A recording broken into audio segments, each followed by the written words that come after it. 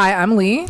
And I'm Rhonnie. And welcome back to Jupiter Juice, your cosmic check-in for all things astrology, pop culture, and spiritual self-discovery. On today's episode, we're talking about a transit that hits hard but transforms even harder.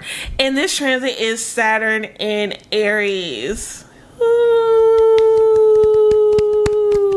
Dun, dun, dun. So if you're born between 1996 and 1998, you'll be going through your Saturn return coming up on starting May the 24th.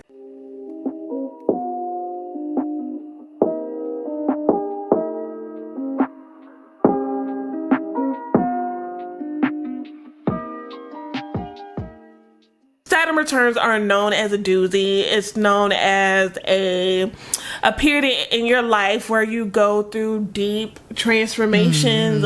You lose. It's like shedding old skin. Yeah. Carving the marble of yourself. Yeah. Love that. Love that. And it occurs every 29 and a half years roughly.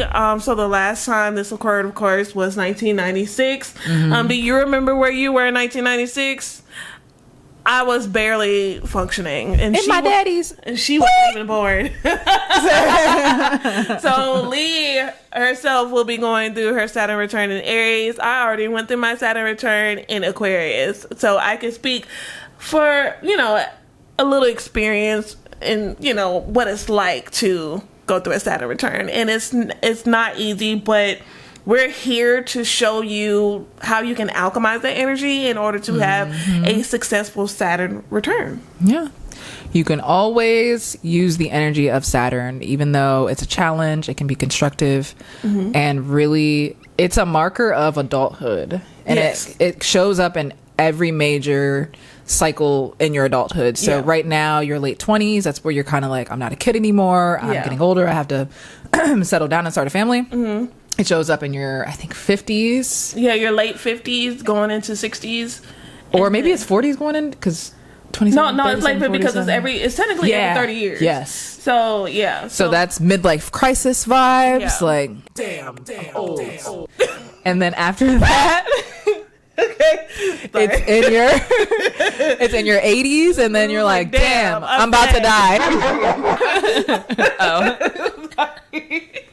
But yeah, that's the energy. But they say like your 20s, the new term, quarter life crisis. Yeah, for sure. That definitely hits hard. It's like stuff that you have to let go of it if you want to evolve. And then you mentioning like adulthood, I would say in the midst of it, you definitely don't feel like an adult. I feel like it kind of like snaps you back to childhood a little bit. That makes a lot of sense. It makes you like really uncover some deep rooted issues, especially like what I've went through.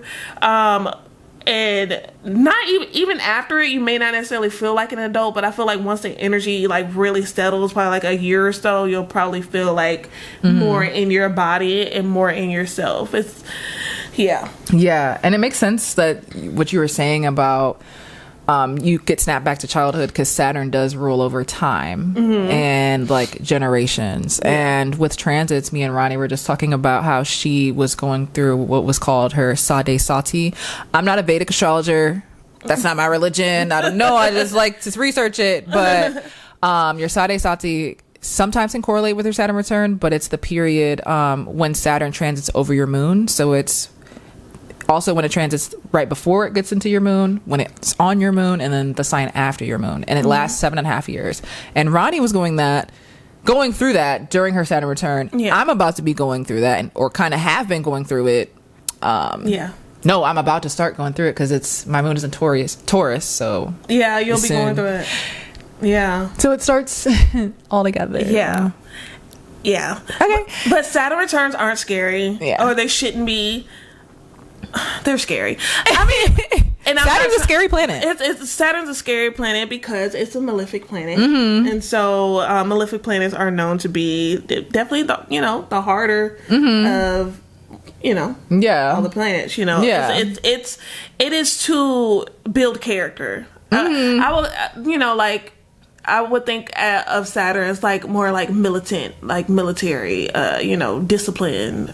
If you have a day chart, Saturn is going to be a little bit easier for you because there's like a light of sect. So if you have a day chart, then it's Saturn is going to be your like most beneficial malefic planet, and then I believe it is Jupiter that is your most beneficial like benefic planet. So those two planets are going to like work with you. But if you have a night chart, Saturn is going to be your most like challenging planet, and I believe Venus is your like most benefic planet.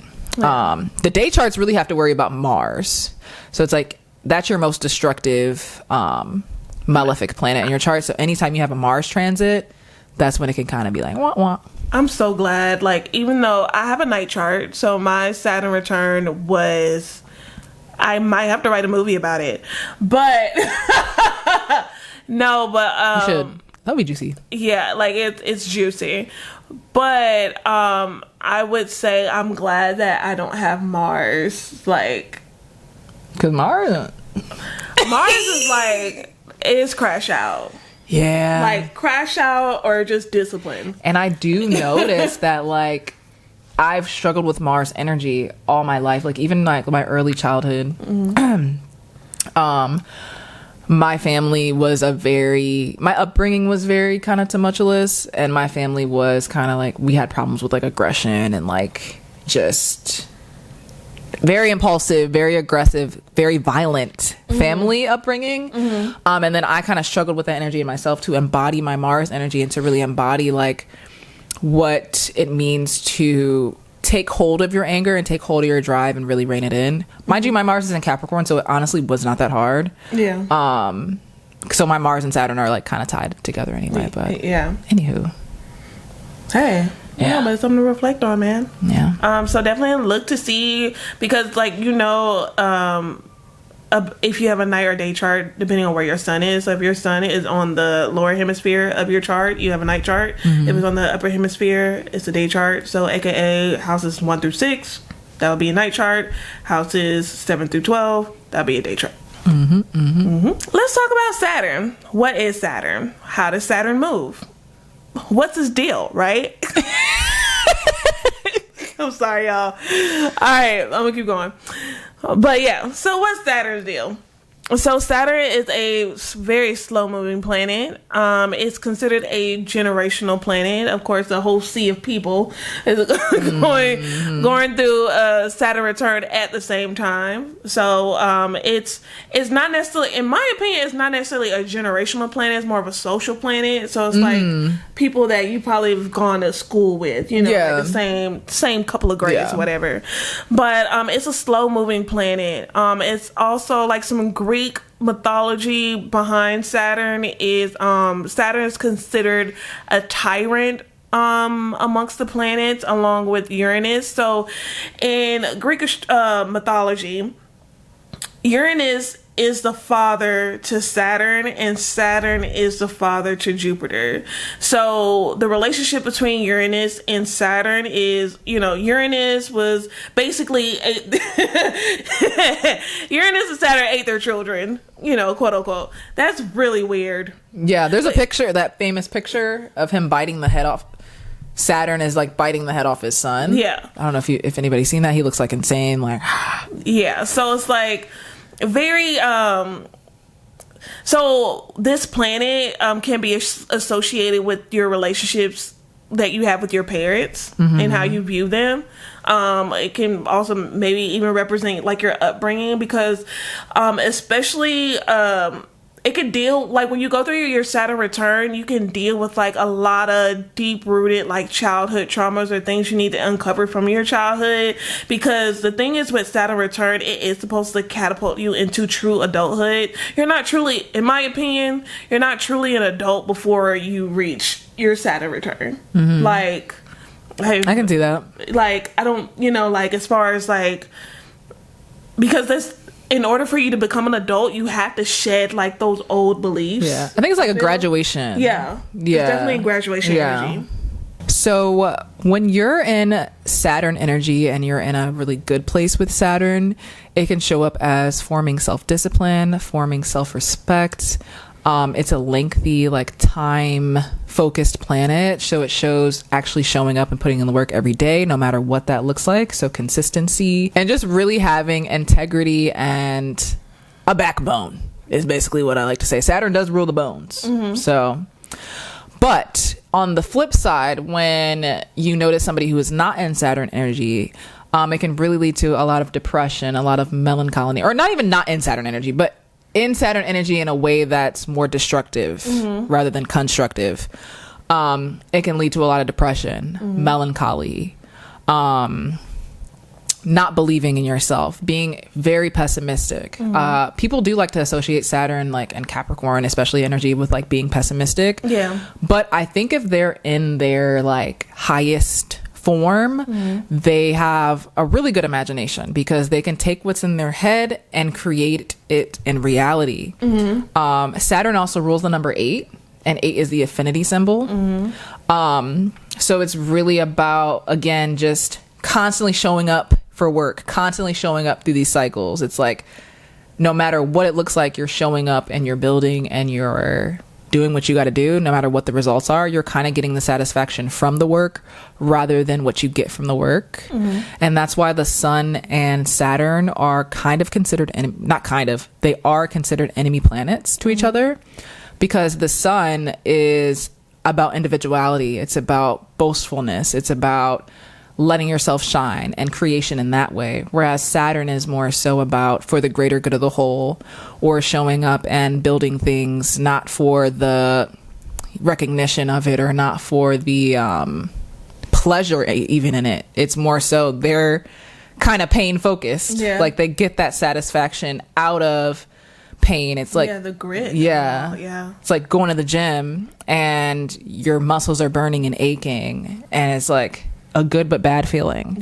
And that's kind of what Saturn is about. And then the good feeling comes when you see the results. Exactly. It's like results focused. Exactly. And I like what you were saying about the soil. So I'm sorry. So so basically what Saturn represents, I believe, and there are different interpretation of Saturn when it compares to tarot, but I believe Saturn represents the Tower card, because I've been through my Saturn return, and the tarot readings that I was getting during that time, I kept getting the Tower card, upright, reverse, to the side. It don't matter, it was there. Bend it over. Sorry. So basically the idea behind the Tower, right, is everything burns down. But on a lot of tarot cards, like when you see the Tower, you see like, vegetation coming up through the soil, through the destruction. And so basically, like, the experience of Saturn and your Saturn return is basically the soil, like, in order to like bring it alive and in order to overcome the hardships of Saturn, it's like you have to feed it the death and decay of your past.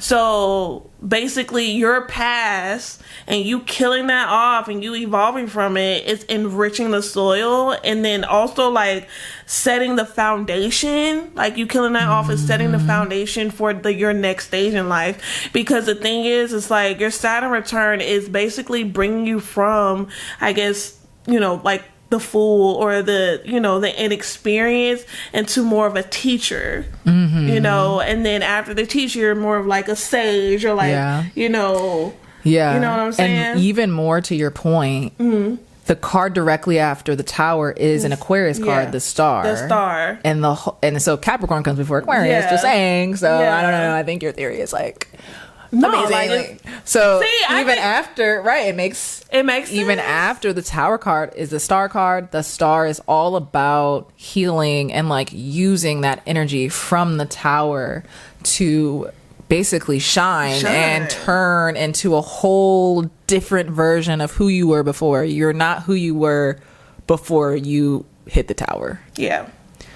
And it's hard to let it go. And I think that's what a Saturn return is. Like, if you're, I guess, looking at the dark and the light of it, if you're not ready to let things go, it is going to be much harder for you. Like, you're going to have to, it really is about letting go of control, and recognize, developing your relationship, a different type of relationship with control. Like, there's certain things you can be in control of. You can be in control of how you approach this Saturn return. You know, you can be in control of, like, your day-to-day activities. You can be in control of studying and learning more about yourself, especially when it comes to astrology. But as far as, like, certain outcomes, like letting people go and wanting to hold on, Saturn return, like, it's going to show you that you don't have that control. I mean, I dealt with that. Like, I lost, like, death actually, you know, showed up for me. Like, with my family, I lost a slew of people. And then right after my Saturn return, my father died. So, and then also, you know, my career shifted. You know, and what I thought I wanted my career to look like shifted. And, like, so going in there, you're one person, but leaving, you are completely different. And it will be for the better. It may not feel like it because it's hard and it's gritty, but it's worth it. So just keep it in the back of your mind. It'll all be worth it. Sorry, I feel passionate about Saturn. Show the people. Shit. Man. I'm like, Rhonnie, I feel like a teacher. Sage. Hell yeah. She's my sage. But I just keep going back to that soil because that is such a good representation for my mind. I don't know. It's just like, that makes a lot of sense. And I can feel building up. I feel like a lot of times before you hit a transit, you can feel like the building up of it. So with Saturn going through Pisces, like, I feel like I kind of been getting little hints peeking through of what my Saturn return, like the themes around it are going to be, because you have to set the stage anytime you're going through a transit. So I am excited. Actually, I'm honestly mainly excited. I'm ready to kind of move on to the next chapter of my life. Honestly, I feel like the first half, I have a lot of Capricorn energy. In my chart, so I feel like the first half of my life was just kind of me being humbled constantly and being told by the universe, by myself, by whatever, like, it's bigger than you, like, you know what I mean, like, there's so many things that are, like, bigger than you, and that took a shadowy turn a little bit, and it definitely made me, like, think, like, oh, well, that just must mean I'm just a drop in the ocean, you know. But I think that if I can maximize this energy, which is my hope, I don't know what I'm going to be thinking after, but then I can really, like, use my experiences to create a different world around me. So I don't know. I'm really excited.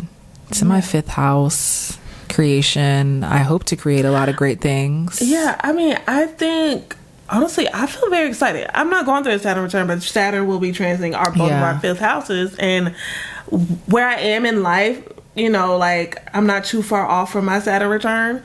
I feel like I know what I want to do, and I'm glad I started getting these downloads in the past couple of months of, like, how I want to reformat my career. And my creativity, like, my career is my creativity, and with it transiting my 5th house, it's like, I know, and being aware of it transiting my 5th house, like, I know I need to be way more disciplined when it comes to my creations and my ideas. And then, you know, piggybacking off of Saturn coming out of Pisces. So Pisces is the last sign in the zodiac. And so it's considered the wise one, the sage, the mentor, right? And so it also represents endings, death, you know. And so Aries, it represents the full energy if we're looking at tarot and new beginning. So it's like, what are you, like, Pisces represents what we killed off, right? What we're letting go of. Or even more so, I feel like Pisces is even after death. And it's kind of like the reflection that comes after it. It's like you're sitting in what happened, and whether that's like you're in the afterlife and you kind of have to pay. And I can resonate hard with that because because mine was Aquarius. Child. Yeah, and it was in your fourth house, which is also like known as the underworld. You said what? Isn't Pisces is in your fourth house? Which is like the underworld. And so it's like because like my foundation. So like my Saturn return is like more so my self-worth, and like I realized like I was losing a lot of respect for myself, and allowing that to like transpire in my outside world, like the people I was interacting with. Like I'm not really, cool with a lot of people that I was cool with during that time. And then like my family life shook up a lot. Like my family life from the past 5 years, a lot of people aren't there anymore, and it's transformed. I moved in. I live with my fiance now. I was living at home. A lot of things have changed while Saturn was in Pisces for me. It's like a culmination peak point almost. Yeah, for sure. And now I think, do I necessarily like where I live now? No, but I'm becoming comfortable with, how my life is, and like I feel a lot more confident in myself and my ability to be an adult, to go after my dreams, to truly believe in myself. So, yeah. Period. I think it's interesting that we have someone going into their Saturn return and someone who's already been through it. Yeah. I think that's cool. And you're literally ending the Sade period too. Yeah. So it's like you're right at the end of everything. I feel new. I feel new. I'm going into this new phase, injured or whatever, but I feel like this injury was a blessing. Exactly. I really do. I feel great, and I hope you guys feel great as well. So just for a little bit of pop culture tie-in too, I did want to mention that when Morgan Freeman and Jamie Foxx went through their first Saturn return, so they were about like 27, 28, they were both starting major things in their career that really helped them to take off. So Morgan Freeman, this was in 1964, because he's old. Wow, my mom was 5. Yeah. He is old. He was 29 like during that time. I mean, no shit, my mom. Yeah. So it's like, but he was in a musical theater group at this time. I believe it was like the 1964 World Opera. And he was also like doing plays, and he was just starting his career in musical theater. Jamie Foxx, it was from 1996. So like a little bit right before his Saturn return, which was in 97. He started the Jamie Foxx show. And that show, I want to say it was kind of controversial behind the scenes. Was it? Or I made that up? I don't know if most shows probably a little controversial. Right. I remember hearing a story about it. If you know, put it in the comments. But, nonetheless, it really like pivoted his career, like his name. It like solidified his name, because before that he was doing stuff that was, it was comedic, and I think he was doing like stand up and like, playing like a caricature. Yeah. Caricature. Type roles. He was I think he was in Living Color when he was playing like a female role or something like that. Yeah, like caricature. Yeah, caricature. Yeah. So this kind of like made him a little bit more serious as an actor, and even like just put a name out for himself. So yeah. With that being said, Saturn does give blessings.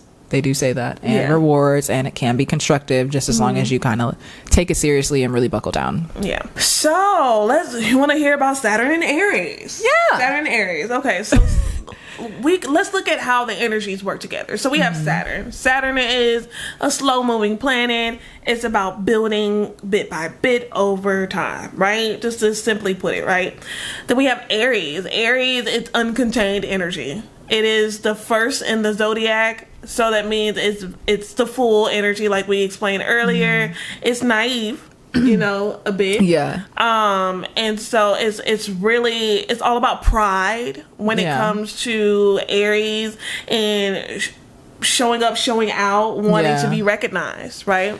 Or even just like sparking stuff. Yeah. Like go.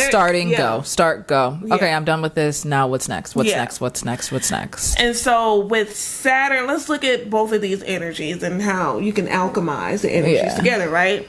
So let's look at it in a good lens, because everyone talks about how Saturn returns. It was like, oh my God, oh, it's me. But let's look at it. Oops. In a more constructive way, okay? So we have Saturn. I would say it's pessimistic. Like I said earlier, it's like we could look at it as pessimism. or realist, or realist. But so Aries has the spark, right? What's that tarot card? Is it Ace of Wands? Yep, Ace of Wands. Ace of Wands energy, right? So it's the idea. Saturn takes that idea and grounds it. It helps you develop a plan to actualize this idea into turning into something tangible that can benefit you for generations to come. Yeah. You know, we think about it as a generational planet, but also think about it in a sense like, what can you build that will last a long time, that can last generations or after you're gone? You know, that's how you can look at it. I think that's a simply put, that's how I see it. And what that kind of reminds me of, just as for me as a person with Saturn and Aries, I realize that I do struggle with having a lot of ideas and having a lot of sparks, but not kind of struggling to ground them, or like starting to ground them and then stopping. It can, I just feel like that's also like, if you look at Gen Z even as a whole, I don't know about Jamie Foxx and Morgan Freeman's generations, but we kind of are, I would say, like known for the DIY more so generation, or like doing things just kind of like being more of a pioneer energy, I would even say. Yeah. And just like going and starting stuff, and then it's kind of like, whatever, that's old news, on to the next. Yeah. So I think that is something that I personally struggle with. And I've seen a lot of other people in my generation struggle with too. It's just kind of like putting something down before it's done. Yeah. Yeah, I can resonate with that. And that ain't even got nothing to do with me. But yeah, I can definitely resonate with that. Yeah. And I guess, you know, the good thing about now in technology and a lot of people knowing stuff about astrology is like, you have the tool, like, you know what's coming up. And you have the tools, so you know how to, like I say, alchemize that energy and have it work for your benefit. Yeah, there's going to be things that you cannot control. Always remember that. But it can help you kind of like flow with the energy a bit more with you having knowledge about it. Also with Aries, there is a certain like rage that can come, so I would watch for that to be exacerbated, especially because right now Mars is in Leo, which is another fire sign, and especially for those going through their Saturn return, your Pluto is in Sagittarius, so that's going to add even more fuel to the fire. And you could definitely use that as like just gaining your inner fire and like your inner confidence, and really just using that fire to burn away any doubt, any fear, and any confusion. You can definitely do that. I would just watch for like getting mad because things are going too slow. Like that's definitely Saturn and Aries coded. Or like, because just dropping and destroying everything because it's not going your way. Like that's a lesson you need to learn. Like everything's not going to go your way. I think because mine and most people, when we were talking about how most people Saturns are retrograde, I think for me, but I also have a lot of Capricorn energy, as I keep coming back to. For me, like that is something I kind of learned early on, like, hey, whatever, it is what it is, like, and just kind of giving into that energy. But I think Aries can also get a little bit distracted as an energy, so I'll probably watch out for that too. Like how people be like, oh, I'm ADHD, I can't focus. Like, just maybe try to focus. Get some coffee, get you some neurological gum. I take it. That stuff works. Hey, she gave me a pack, and I'm like, wait. So look, there's tools out there. Grow up. That's what this is about. Leave me alone. I want to take kids forever. You're not a millennial. Stop it. Right. Because Aries is the perpetual like child too. Leo too. But I would say Aries is like a literal, like you're popping out the womb. Like, hey. Yeah, Leo is like a teenager. Yeah. It's like the seed. But yeah, so since we, you know a little bit about Saturn and Aries and Saturn in general and what you could possibly expect or how you can alchemize this energy on a general scale, we are going to go through each house to show you how Saturn may perform and what you need to look out for if Saturn in Aries is transiting that particular house. So stay tuned. So if you have Saturn and Aries transiting your first house, of course this deals with Aries risings, this is a very personal transit for you. It's definitely about yourself and shedding the old image you have of yourself. This may be a lonely time, so just don't be afraid to walk this journey alone. You may find yourself not identifying with the people in your circle. And just, it's gonna hurt. It may hurt a little bit because it may be a situation where you realize your friend groups have to change, or like even your image changes or your style changes, you know, just like your whole identity. So I feel for you. We're here for you, okay, heart. But yeah, just keep that in mind. But at the end of the day, you're gonna be good, and don't be afraid to go it alone, you know?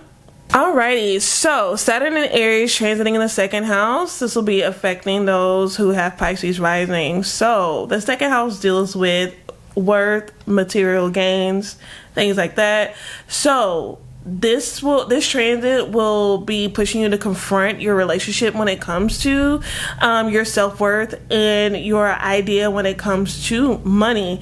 Like, are you chasing money just for a status, or are you really here to build, you know, actually sustainable wealth? So that's something that you need to look at, your relationship when it comes to money, your spending habits, and also your internal wealth. So if you have Saturn and Aries transiting your second house, this goes for Pisces risings. This deals with money, value, self-worth. With Saturn and Aries in this house, you'll definitely have to reevaluate your relationship when it comes to your finances. You're going to be called to look at, are you chasing value or money or wealth because of like status, or are you really looking to build something sustainable over time? So definitely keep that in mind during this transit. You may end up losing a lot of money. You may have some gains, but of course, Saturn and Aries can be a little bit difficult, but you definitely will, if you alchemize this energy and use it, you know, where it can benefit you, you can definitely come out on the other side of this on top. And just remember your self-worth, and you are worth more than just $1. If you have Saturn and Aries transiting your third house, this deals with Aquarius risings.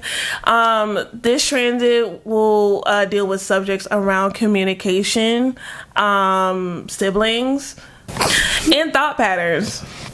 All right, so this transit rewrites the story that you tell yourself. How you communicate with yourself and your community around you. So you learn to speak with intention, and then also you'll be evaluating and going through like toxic thought patterns. So I think this transit really deals with like how you speak to yourself and your beliefs. So that's something to definitely be mindful of during this transit. So if you have Saturn and Aries transiting your fourth house, aka Capricorn rising, this will be dealing with your home life. So your home life will be shaken up. It will transform. So you will be being called to reevaluate family dynamics, how you relate to your family. You can also deal with a lot of like ancestral veneration, so you may connect with your ancestral side a little bit more. This house is it's more internal, I would say. So just keep that in mind during this transit. I don't want to say, but your family dynamic could change up in ways you don't expect. You know, I don't want to. Right. Just from experience. Yeah. Okay. Or you can move. Yeah, or you can move. But yeah. Yeah. This could be hard. So, love you. Moving on. The benefits of this transit is that it can help you create a solid inner and outer home. So it's like reevaluating what you really need to feel stable and to feel at home in your environment. If you have Saturn and Aries transiting in your fifth house, that means you're a Sagittarius rising. So this deals with creativity, passion, and even children. So with this transit, it's calling you to really take joy seriously. You know, truly be engulfed in your passion and honor them. It's also causing you to face your fears around love and visibility. Also, if you're a parent, you know, you could be going through some shakeups in this area. You could get pregnant. Congrats. Congrats. Yay, man. But yes, so Saturn in Aries, I see on the outside of this, like you on the outside of this, you could create some of the biggest projects of your life, and that could be a child, or that could be a passion project, or that, you know, your career could just change like that. But it is causing you to shed old wounds when it comes to your relationship with your creativity and your joy. If Saturn in Aries is transiting your 6th house, aka if you're a Scorpio rising, basically Saturn is glowing you down to glow you back up. So you're going to be shedding. And if you're a Scorpio rising, you probably shouldn't be too unfamiliar with shedding and dealing with shadow things. But it's going to bring up situation when it comes to your health and your daily life routines. So yeah, and bad habits. So you're probably going to face, like, I feel like the 6th house definitely deals with what we see on the surface all the time about ourselves. And so you're really going to have to confront how you operate and realize what's not working and alchemize that. I always say alchemize, but, you know, look at that and alchemize it so that you can develop a better routine for your work-life balance even. But yeah, it's gonna be a doozy, but you'll be good. You'll be good. You'll be all right. For Libra rising, Saturn is going to be going through your 7th house of mirror work, partnerships, relationships, one-on-one things. So you could be being tested in the areas of your life where you avoid commitment, or you avoid kind of dedicating yourself to those one-on-one things when it comes to you and another. It's also going to be teaching you lessons around collaborating with people and coming together with people, whether you are too codependent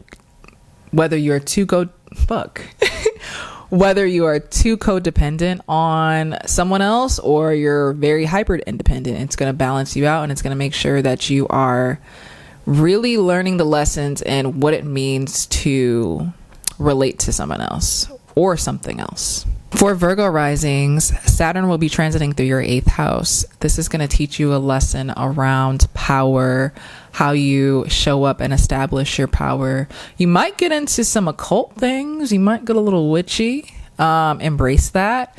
Definitely that can help you to hone in on your power and to feel a little bit more supported during this time. Saturn could also be bringing a new contract into your life. So you could be maybe signing a deed, or maybe you're wrapping up some kind of ending in your life, and you're going to be solidifying the lessons around that ending. Whether that be the death of someone, the death of the old you. Either way, there's going to be major rebirth vibes going on. And there's going to be a lesson around how you can turn those ashes into something that can really spark you up and light a fire. Leo rising, Saturn is going through your 9th house. And for some reason, I just feel like you guys are going to be having a good time. The 9th house in general is a really good house, but it also signifies your beliefs, higher learning, and things of that sort. So you could be traveling to places you haven't seen before. Maybe you have a fear of trying new things and you're going to be tested in that fear. The 9th house is anything that expands us beyond our everyday world. So whether you are actually traveling across the pond or you're just going to a new sushi restaurant and you don't like sushi, there's going to be a lot of opportunities for you to expand your mind and expand your beliefs. And really, I think just really mature into someone who is confident in their beliefs. For Cancer risings, Saturn is going to be going through your 10th house. So this is a time that your reputation and what you're known for is going to be solidified. So maybe when Saturn was in Pisces, you were gathering information or just learning new things. And now you're ready to debut the new you and step out and shine. But before you can do that, you might have to learn a little bit about what it means to be vulnerable. I think the 10th house is a very vulnerable place. You're going to be put on display. Maybe your fears and insecurities are put on display. Maybe you take a little bit of a fall from grace. Either way, it's about kind of showing up as either a pillar in your community, or just kind of falling from that pillar. Either way, how are you going to handle it? How are you going to build from it? And how are you going to create structure for that in your life? Because the 10th house is your legacy. Gemini risings, any of fake, phony friends, they're going to be exiting your life at this time. And it could be a little bit loud because it's an Aries, and it could be a little bit dramatic. But anybody who leaves your life during this time, you might be learning some lessons around who you connect to, the groups that you identify with, and your friends. And you might notice some shady stuff going on. You might have to cut it off. And that's definitely going to bring you closer to your dreams. The 11th house is about dreams and how you go towards them. Saturn is going to be solidifying them. So you could be finally going after your dreams and learning what it feels like and what it is like to embody becoming the pioneer of your dreams and really just taking structure and putting form to any type of thoughts that you have about your future. Taurus risings. Saturn is going to be going through your 12th house. So this is your subconscious. It rules over your subconscious fears. It rules over your hidden desires, your hidden talents, anything that's kind of hidden for you. This transit could be a little bit scary. So just stay mindful you're safe. Remind yourself that you're safe. It's definitely a time to build up new subconscious beliefs and get rid of any beliefs that are no longer serving you and just holding you back. It's time to release those, burn those in the fire, and create a new structure for yourself that really allows you to shine, so that when Saturn moves into your first house, you feel a little bit more stable in who you are, and the stories that you're telling yourself are more aligned with who you want to be. Saturn rejoices in the 12th house, so it actually likes being here. So it could be a time where your imagination is going to be a little bit easier to access. You could have an easier time drawing from your imagination and being a little bit more creative.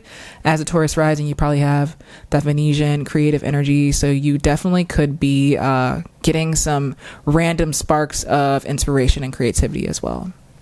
Alrighty, and that is our episode on Saturn and Aries. We hope you enjoyed. We hope you learned a lot, and we hope you are prepared for this upcoming transit. It will be a doozy. It will be fiery. I think it can be fun, enlightening, depending on how you look at it. Of course, it'll be life-changing, and that's what this is about, you know?